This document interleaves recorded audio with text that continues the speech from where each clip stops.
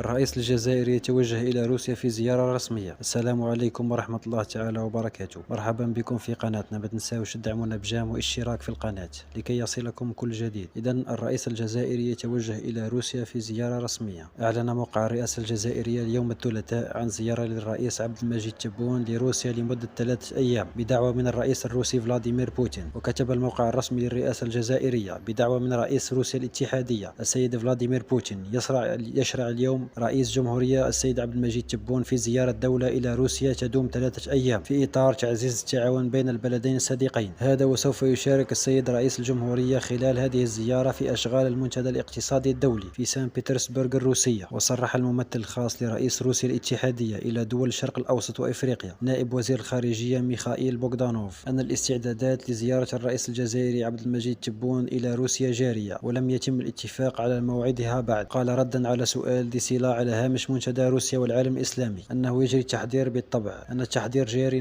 منذ فترة طويلة، كان من المفترض أن يصل في يناير لكنهم أجلوها بعد ذلك. وأشار بوغدانوف إلى أن مواعيد الزيارة لم يتم الاتفاق عليها بعد. كانت قد أعلنت الرئاسة الروسية في يناير كانون الثاني أن الرئيس الجزائري عبد المجيد تبون اتفق خلال اتصال هاتفي مع الرئيس الروسي فلاديمير بوتين على زيارة موسكو في شهر جوان المقبل.